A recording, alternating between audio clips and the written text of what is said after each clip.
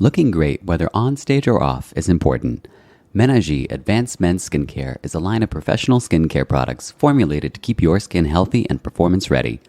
Trusted by professionals who need to maintain healthy skin, Menage is a must-have for those whose appearance matters. Go to www.mensskincare.com.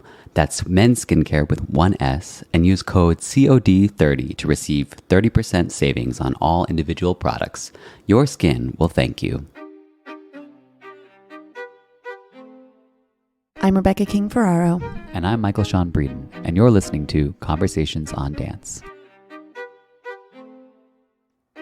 Today on Conversations on Dance, we are joined by New York City Ballet soloist Chun Wai Chan. Chun began his ballet training in his native China before breaking out onto the international stage through the competition scene. A finalist spot in the Prix de Lausanne sparked the interest of Houston Ballet, where he joined in the second company and quickly rose through the ranks. We talked to Chun about his early training days in China, choosing Houston Ballet over a multitude of other offers, and what it took for him to make the daring decision to drastically alter his artistic existence by joining the New York City Ballet as a soloist.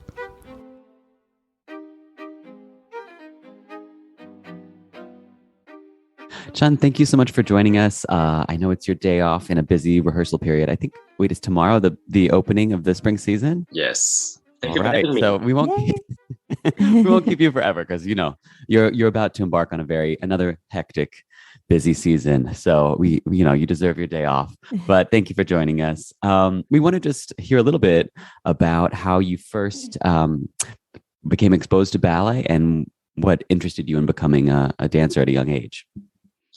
So I started dance when I was in kindergarten, and wow. I think it was inspired by my youngest older sister. Uh-huh. She started to dance, and when I look at all the old picture, and I was seeing her and with admiring in my eyes. And then the next year, there's a picture of me with the costume and like makeup and doing the dance. Uh-huh. And so definitely it was inspired by her. Oh. But also I really love dancing. Just I guess I really like dance choose me as well. Because a lot of time when there's a event or festival, the kindergarten teacher will ask us like, who wants to dance? And I will like raise my hand in the class. And I just have so much fun whenever they are rehearsing by the end of the day. And I feel honored to stay there later in the class to rehearse. It feels very special to me. Of course, like we don't have the schedule within our day. So if you want to dance, you have to stay longer. And so it feels a sense of accomplishment for sure. Mm-hmm. So were your classes a part of your academic school, or were you going to a different school for your dance training? Okay, so I was talking about the kindergarten, so that was definitely not part of my academic formal training, right? Yeah. And my parents, they were very surprised that I was able to do cartwheels and stuff. They're like, none of us is dancing besides my sister, right. And so they were very surprised. And then because my family, they're also busy with their business at that moment. So in the weekend, I just follow my sister to dance. And before high school, my family took me to audition one of the boarding school. It requires me half day training, dance professionally, half day academic school. Right. So that was 6 years of that schedule before I went to Houston. Mm-hmm. So what was that training like? Was that pretty intensive? How many hours a day were you doing ballet at that point? Oh, wow. So it was like half day. Mm-hmm. It was very intense. We have to wake up at 6, and then there's morning exercise in the morning for 1 hour. And then also there's morning reading for academic. And then we have breakfast. And then our actual days start to begin with 4 to 5 hours of dance. Mm-hmm. We will train like 2 hours ballet class. And then there's a character dance. There's a Chinese folk dance. There's acrobatic. Yeah. We also need to learn that. And contemporary.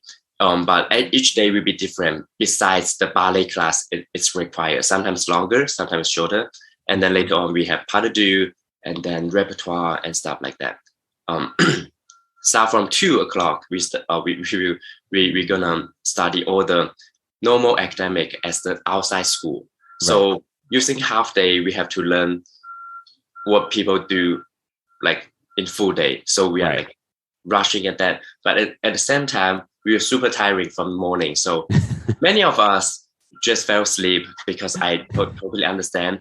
And me, like, I want to like also learn as much as I could. What would make me stay awake is to eat snacks in the class. You needed fuel. You needed that. Brain food. Yeah. Yeah. So at this point, are you pretty certain then, like you're in these, schedules so that you can become a professional dancer? That's the goal, right? Like you're in your mind, you're thinking, this is what I'm going to do. So it was in my mind. It was, I wanted to go to competition for sure, because they were showing us all the competition video and people were competing from Beijing Dance Academy, Shanghai Dance Academy, and I was from Guangzhou. Mm-hmm. So in the school rank, our Guangzhou school, it was not the best, but also like I was hoping to at least get into the competition. So the first year I was in the school, I was like, okay, I will work hard to go to competition. At that moment, I did not think that I will able to be like a professional dancer in American yet. But what I wanted to just to show my effort and trying to do well in a competition. Mm-hmm. By the age of 16, there was 14 actually. 2 years after I joined the school, the school took us to Australia to competition. Wow. And I did classical ballet solo, and I got the gold. And that really gave me confidence. Like this is something that I really like, and also I really transformed when I dance on stage. Mm-hmm. Not only I felt, and people were saying to like when they were seeing me in the rehearsal, they were like, okay, he's good, but there's a lot of people there. But on the stage, they were like, before they announce I will get a prize, they really see something different in me, and I just enjoy every single moment on stage. And also by going to Australia, that was the moment I was like, okay, I want to work even harder in order to dance in a foreign country. Right. Yeah. So what is the process like for being able to be a part of the competitions from your school? Did they take everyone, or did you kind of have to audition? Did they cherry pick who was going to go to Australia? And then how did that kind of evolve from there? Did you become like a main staple of competitions moving forward then? So in the school, they are very fair to all the students. Mm-hmm. I know some of the school and student, they would prefer to, okay, so the whole class, we want to pick the best of the best with their facility and stuff. And then they start to train them and push them to competition. But to our school, it's really, if you want to and your family support, they will put as much as effort to everyone else to you. Nice. But I was very lucky able to get a solo because my teacher was able to create a solo on me, and I'm very thankful to my family able to support that, because that's extra time and extra money. Right, of course. And so and start from that, I see myself that okay, in the class I did well, and another piece from our class they unfortunately they did not get a prize. Mm-hmm. But my teacher also like trying to make me work harder by not giving me a big head, like, okay, you are everything from now on. It was really like the same. And he even pushed me harder and give me harder time than other students, because he knows that it's not going to be fair or like outside of the, outside of the school. So he wanted me to prepare and train me in that way, even though I did well. But he's not going to give me the title and stuff. And a lot of time in the school, I was like, there's no way he's doing that to me, but he did that to me. And I learned a lot. because that's life, and I thank him for that. Mm-hmm. So what was it that sparked this idea in your mind that you really wanted to dance for a foreign country or in a foreign company, in a foreign country? Why did you feel like I want to get out of China to dance? So there was even not only when I was in Australia, it was before I joined Guangzhou art school. My teacher was calling my father about, or my father asked my first teacher in the hometown, like, should Chun go to dance, or should he just go to the normal university? Mm-hmm. And my teacher was saying that, well, there's thousands of people who graduate from the university every year, but not many people could actually dance in a big stage, especially in a like ballet. It's coming from foreign country, from Western. So if one day Chun wants to experience the foreign country, it's better to dance ballet than like Chinese folk dance. That's what I'm saying. Right. Sure. And also she gave us a heads up that the ballet, especially in China, is very restricted. Because they have the Russian training. Before we even get into school, they have to see our body type. How long is your neck, your arm, your leg, and then seeing my parents if they are tall enough. And if we have good jump, good flexibility in order to get into the school. They have to push our leg to our head. Oh my God. See if we are flexible enough. And never would have made it for me, that's for sure. And then they will ask, are you hurting? I'm like, no, because I really wanted to get into the school. And lucky enough, I got into study ballet. And also, before I got in, my family, they were very conservative. And they want me to just go to the school and be a doctor, lawyer, and stuff like that. It was literally after a family meeting, they say no to the after I got the offer. But I asked them, and I wrote a letter to my father that I really want to go, and please let me go. And they were like, okay, I guess this a kids when they are 12 or 11 years old who is writing a letter to go, there's nothing much they could do about it. Right. So by knowing that they are letting me go out of love, because they really love me, they did not want me to go at first. I was like, okay, I have to dance hard and work hard for them. So I'm wondering too, what other, so while your teachers are talking to your parents about what other opportunities could lie outside of China for you, were you kind of investigating any companies? Were you looking at videos online? Like, what was your thought process in terms of like what else could be out there? What interested you from that perspective? Very good question, because I have been just working hard and putting my time on my flexibility, from my jump, from all the things that I would trying to do the best in the competition, and not paying so much attention in the companies. Right. Because I know that that's not something I could control. But what I could control is my things. And once I practice, it's going to be in my pocket. And going to Prix de Lausanne, I was lucky enough to got like 9 offers. Wow. Yeah, it was really overwhelmed. I was like, which one I should choose? And then that year, it gave me a big impact that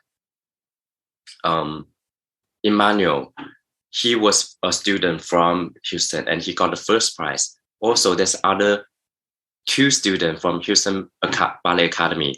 They also make it to the final. And how they dance is not only how I used to dance in China, that, very technical and no feelings. And I was like, I love their acting, how they move and how they do everything. Right. And even one of the guy, Aaron Sharad, he partnered Emmanuel, which is a guy. So he's super strong. So like all of those things, it really intrigued me, making the decision going to Houston Ballet. I want to learn how they actually do all of those things, like contemporary ballet, performing, acting, and then I learned everything that I wanted to learn in there. It was so fulfilling. Right.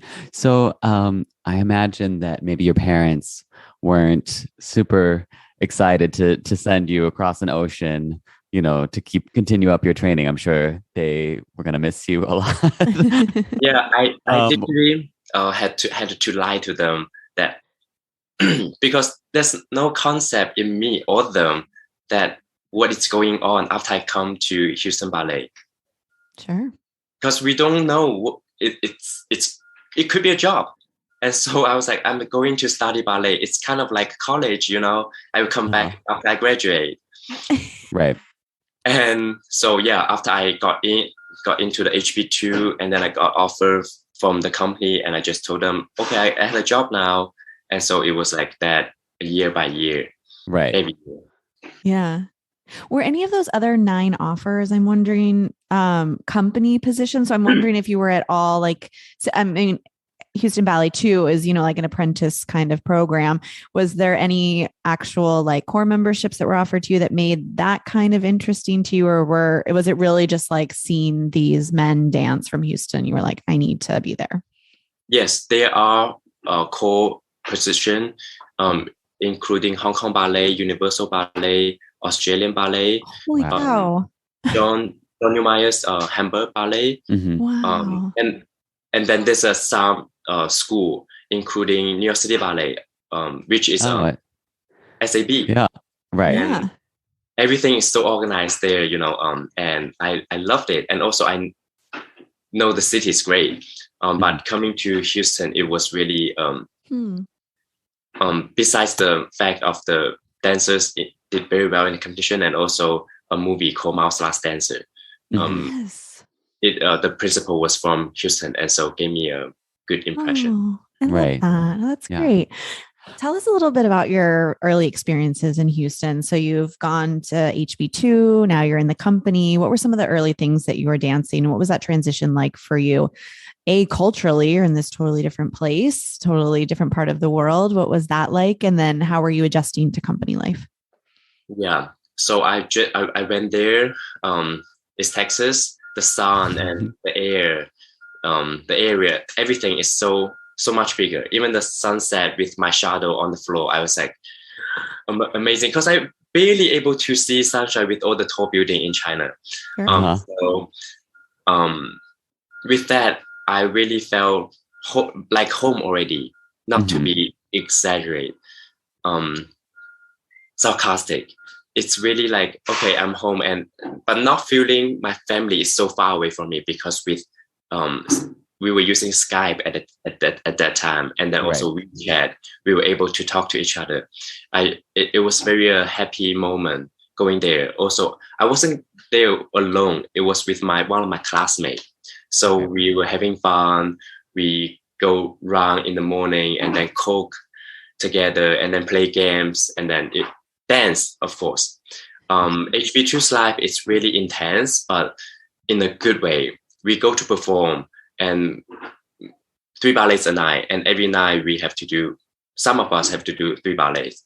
And the quick change is just us doing each other's costume. It was like tiring, but also I learned a lot, especially the stage experience. Right.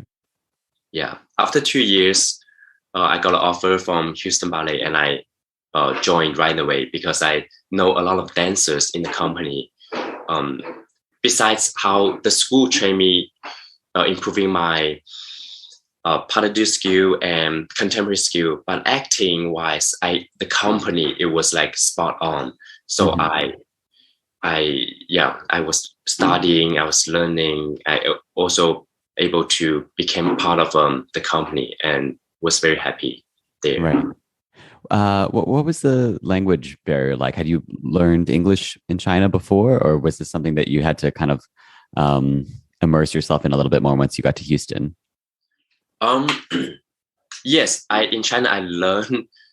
Also, my parents, they were supportive to push me to learn English when I was in elementary school. But most of the stuff we learn is the vocabularies. It's Right. very hard for me to put it in a sentence that time. Like when you ask a question, I will have to translate to Chinese first in my head. Right. Sure. Right. And then I have to think how to answer. And then I have to translate all my Chinese sentence into English. By the time when I, translate with everything, you are not interested in the question or the answer. So it took me a long time to think and act quick. Like 2 or 3 years. A lot of time when they have meeting, I will kind of like start to fall asleep because I did not understand anything. Yeah. And then I push myself to keep learning the vocabularies and then ask questions in the conversation, daily life with friends. And then start to get better. And I also push myself into college. So with everything like that, it helps. Oh, Right. wow. How are you? Were you doing online college? What is that? Tell us about that. Oh yeah. So, I think around 2017, even before I got promoted in Houston, I was keep going to the school because, of course, going back to the school, they will require our high school's score. But I was in China, and also without translating everything, it's so hard. Yeah. So one thing I could do is to go there and take the test, the college assessment test. Mm-hmm. And then, I finally got in after like 5 or 6 tests. Wow. But I keep going in. I know if this is something that I want to do, I will push for it. And then I got in and I start to do online courses. So I have to rehearse. If there's a break between the shows, I will do my test or homework between the shows, and then I do the shows. And it was very different, but it made my brain work differently. Yeah. And now while I'm here, I already transferred from Houston Community College to Fordham University in here. Mm-hmm. That's awesome. So you're still doing school. Still doing school. Even with the schedule. Busy, so busy.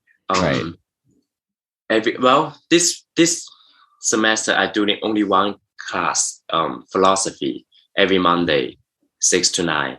Wow. But I just show up and listen and do the test, trying to be a good student. And in Houston, I did one online in-person class with my English, and then since then it was just mostly online. And here is in person, and it felt very different. It made me feel young, and I'm already like 29. They're all like 19. So I just think for our listeners who weren't dancers, just the ability for those of you who have done that. I mean, we know a lot of dancers who also took on college with their professional career. It is an incredible dedication. You are spending so much, like here's your Monday, it's your only day off. And from 6 to 9, you are in school. Like that is your only day to get things done in your life and to rest. And it just really, it's always very inspiring to me because I think it's just such an incredible dedication, and it's really hard to push yourself in that way, especially when your body is being pushed so hard while you're dancing. Yeah, for sure. I think it's great. Yeah. Well, tell us a little bit more about your time performing at Houston. You had a pretty quick rise through the ranks there. So I'm presuming like as soon as you got into the company, you must have been given some pretty great opportunities. What were some of your breakthrough roles? After I joined the company, yes, they gave me a lot of good opportunity. I started to do Clear, the Adagio Boy, which they made a ballet in ABT, and it was gorgeous ballet by Stanton Welch. I did that, and then at the same time, I still need to do one of the servant in Madame Butterfly after that. So it was a big change from like a soloist role to like a quarter ballet apprentice role. When I joined the company, for people who don't know, I skipped apprentice because I was lucky enough that year that a lot of people left from the company, and in the ECMA company, you could only have 7 apprentices. So I got pushed out from the apprentice people. And I was dancing a lot, but there's a story and my experience of getting injury in the first year. And we were performing in Canada, and like we got a note that from the partnering, we have to throw the girl up and then catch her and let go and catch her down.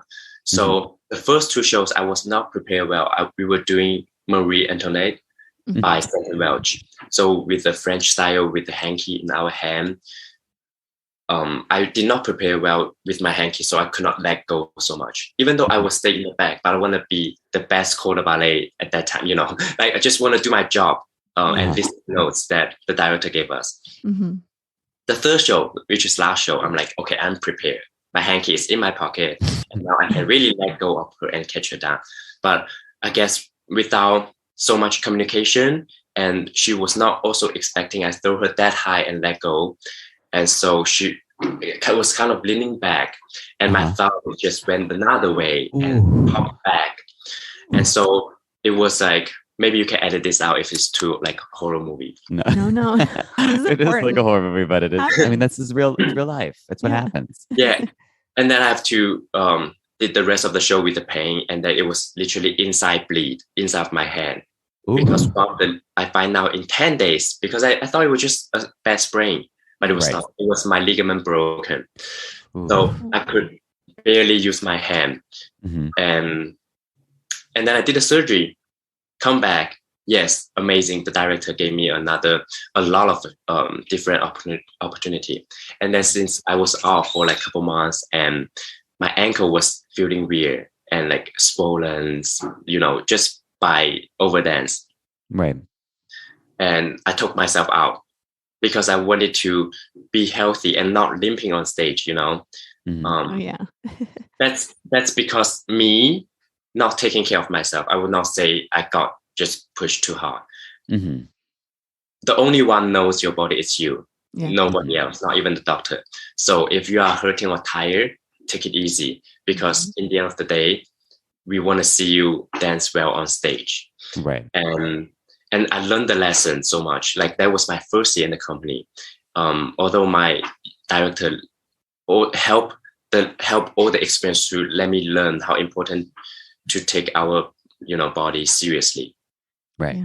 I was started to do all the choral, like literally start from the bottom. And that was the moment that I was like, okay, this is not something I wanted to do. I work so hard. I work 100% every show, every time, every day. And when I get injured, it starts from zero. That doesn't make sense. You know, my head did not turn around. And so I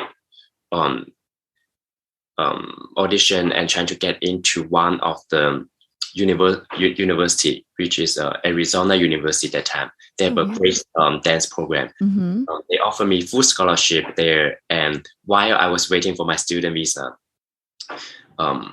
like because I did not get injured and people start to get injured, they push me more opportunity. The more I dance, the more I realize how much I love dancing. The more audience like to see me dancing.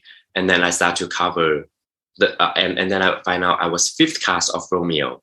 I was super happy. I was telling my parents, I was like, even it was 5th cast of Romeo, the joy is much more than finding out I got the full scholarship from the university. And I think it's something that I want to do. And since then, not only I was very lucky, able to get, you know, the experience of getting injured and getting back with opportunities. Very grateful. And then, you know, I just stay there. That's when I start to promote very soon, because I know how to take care of my body. I was in the course for 3 years. Nobody know that, but you know, it took time for the lesson. Sure. It's an important lesson to learn, and it's good to learn at the beginning of your career. That's for sure. So then when did you start to think that maybe there was something else out there for you? You were so enjoying your time at Houston. You were getting these opportunities. What kind of prompted you to think, what's next in my career? Is there a next step for me? Okay. Yeah, it's time to spill the tea. Spill the tea. I always wanted to stay in Houston. It has been my family. I got everything there, and I was super happy. I did not want to leave. And also my family, they were expecting me to go back to China. So it's either stay in Houston or go back to Hong Kong.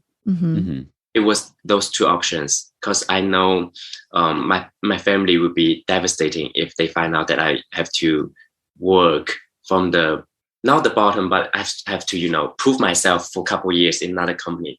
Right.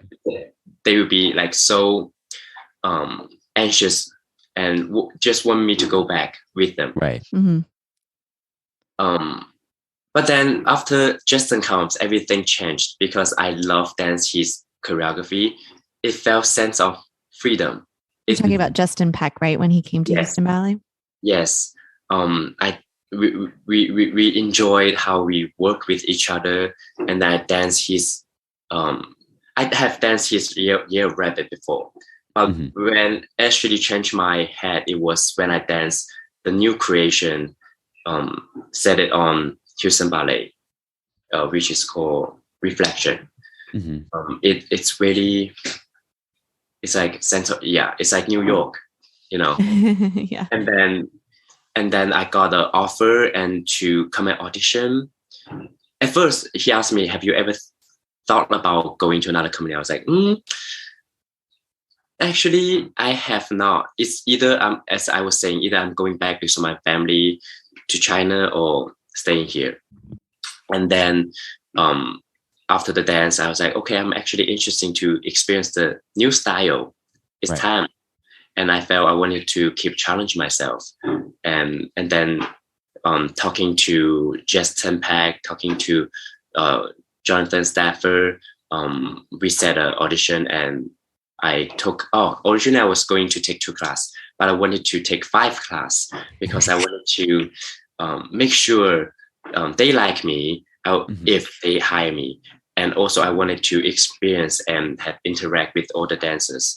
Because Houston, it was my first company, and I don't know how am I going to work in another company, So 5 classes, we really got to know each other. And and then I got a job. It was like 2002 February, and 2020 February, right? Yes. Yeah. And we were about to announce my hiring. Literally the same week, the COVID breakdown. So so but that time I already told my director that I'm leaving. So I have a gap, a year of gap that I was in China, renewing my visa at the same time, and also and then somehow I did a TV show in China. I wanted to hear about this. Will you tell us what this was? And was this during the pandemic then, I guess? Must have been. Yes. So I went back around June.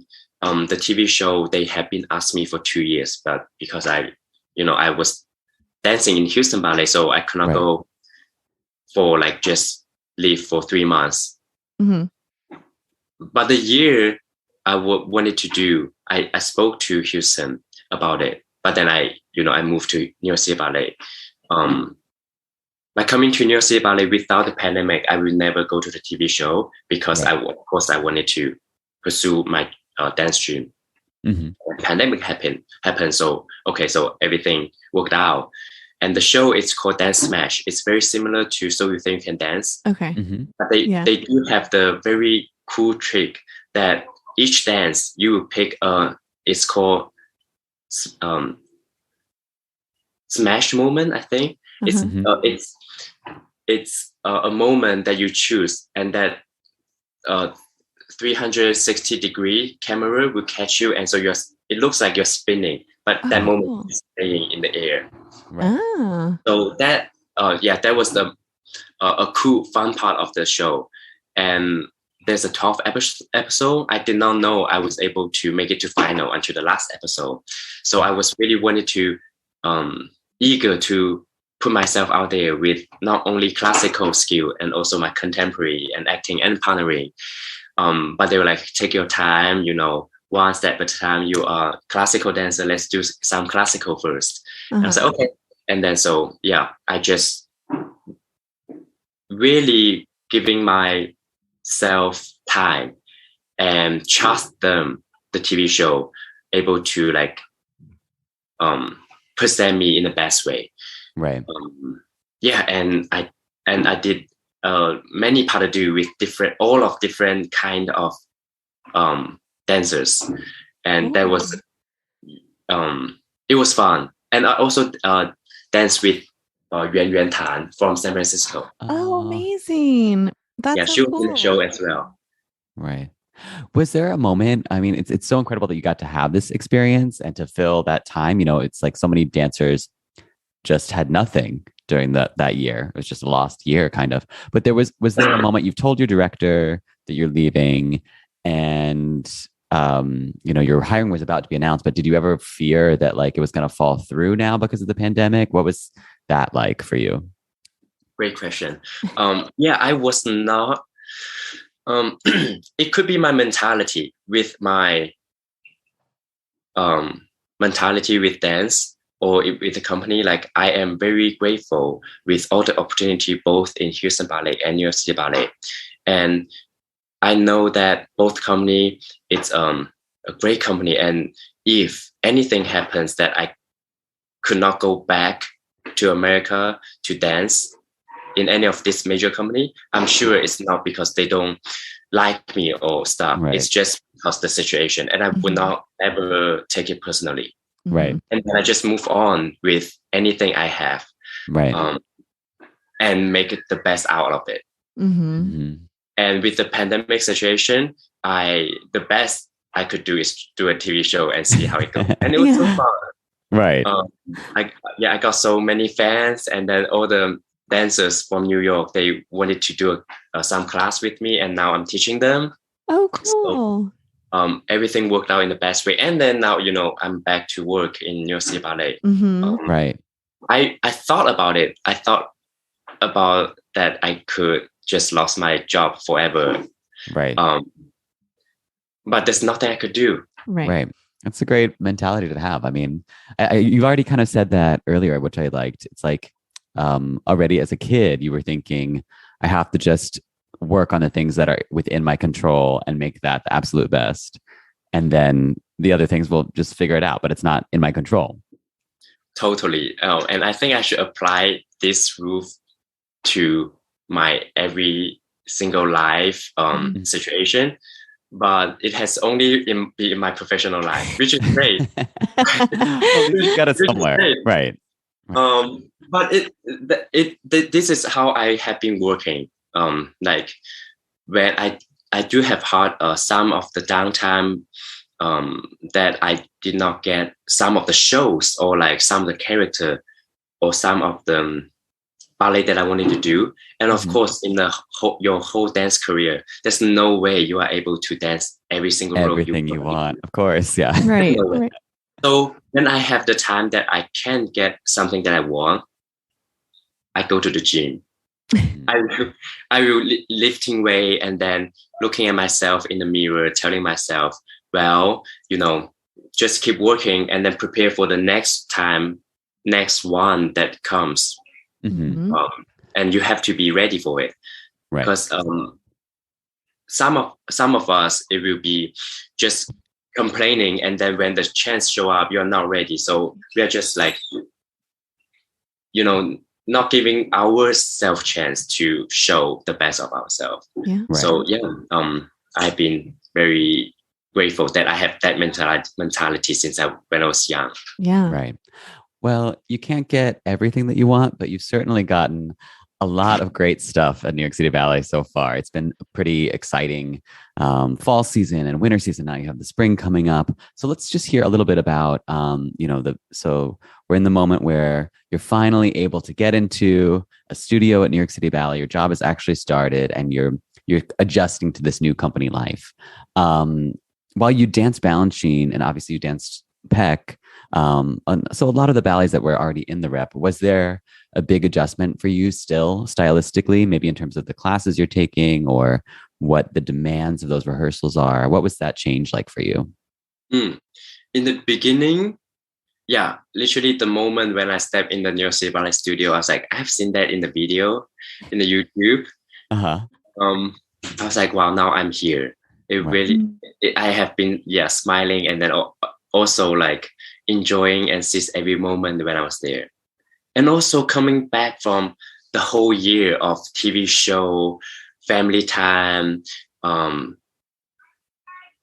and with all the pandemic, be in the studio, it was like very a zen moment. Like, okay, now it's time to work. This is what you have been dreaming to come back to do. Right. And it took me some time to be less overwhelmed by the company and the city. It's great. So many things to do. Yeah. And the speed of the company in here, it's so fast. I was not prepared, especially now. Because when I just started, I was very lucky able to have a process of creating a new piece. So that really took some time. And because it was the first season after coming back from pandemic, so the company have the time to let all the dancers to adjust. So I was lucky enough to both taking myself time and also being in the new piece instead of the piece everyone have done it and I'm the only one is new. And I would not lie that in the class it took me 3 weeks or more than that to make myself comfortable because I have been training Vaganova. Right. And the style I was dancing is just different. And by seeing and hearing all the notes, I felt uncomfortable and also unconfident about and doubting myself. Like, what have I done? You know, like from the top. But it's really like a new language that I'm learning, and it's easy to be in that environment with everyone who speak that specific language, just like English. It's hard to learn when I was in China. But dancing Balanchine in York City Ballet, it make it much easier. Yeah. Right. More immersive. Yeah, you just be part of them. And then now it's a part of us. And it took me some time, but now I enjoy it a lot. Yeah. And when I go back to Houston and took some class, and I don't feel comfortable now because I have different, a little bit different now. Sure. Yeah. And I've been very lucky getting a lot of roles since fall and then the cracker as Cavalier. And in winter, I did like 6 different ballets, and they are all very different style from sneaker and then a lot of acting role in the boss. Right. And then to black and white, Singwanic. I was spoiled. Very happy. Black Swan with Mira, our favorite. I'm so sad I missed it. I really, because you guys, they were great about getting a lot of different casts out, but there was only the one show, and I wanted to see it so bad. But I'm sure that you guys will be back out there, hopefully in the full length when that comes back. Yeah, definitely. I love dancing with Mira. She's the one and only. Yeah, I just saw her on Friday, and she was raving about dancing with you. So the feeling is definitely mutual there. I'm curious because you were saying before that you really felt like you only had 2 options: was go back to China or stay in Houston. How did you get your family on board with taking this role at New York City Ballet? Especially, you did go down a rank. I mean, it feels like your promotion to principal is going to happen any day now, but and certainly like what matters is the art, and you said you're getting to dance so many different varied things. But how did you convince your family that this was a good decision for you? Was it just the status of New York City Ballet that brought them on board? Another great question. And so before the pandemic, my family visited in Houston in 2019 November. I was doing that cracker at that time. Of course, all the companies doing that cracker. And I've done the Prince in Houston. We don't call it Cavalier. So I know the role, and also as principal, we don't do other role besides Spanish. Yes, and also I have done Spanish. So we don't have so much rehearsal. So they were visiting for like a month. And most of the time, I take class and then I hang out with them.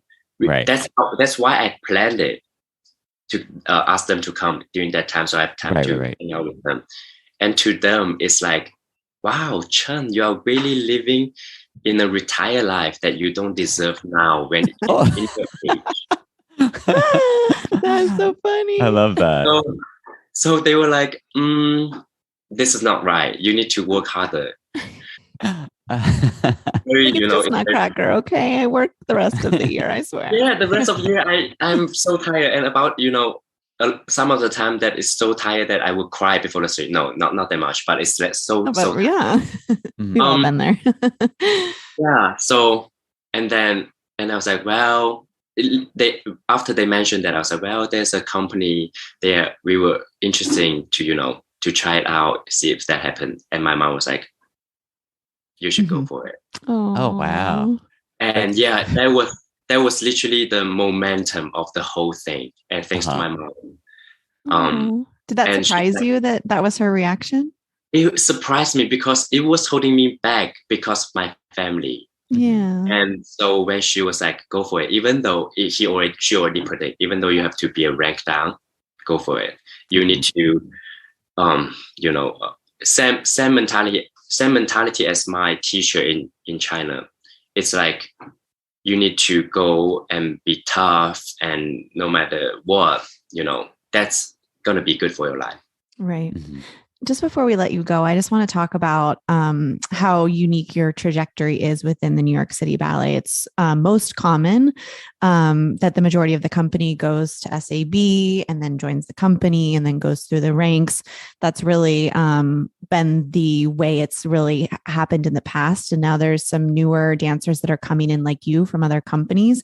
And so I just wonder what that experience has been like for you and what it means to you that there might be a shift in the way that people can go on to join the New York City Ballet. Yes, and actually it has been a tradition that they occasionally hire people from outside, from the classical world. And I'm very honored to be a part of the tradition. And by seeing all the dancers here, it really inspired me. And at the same way, people who join from another company also, we just inspiring in a good way to the company. Mm-hmm. And I think that's not only going to be good for the company, but I think it's good for the world to see how ballet itself as a language that we could communicate and also could be a part of each other. Mm-hmm. And I think, and actually we need to be a part of each other because it's not one of the style or another.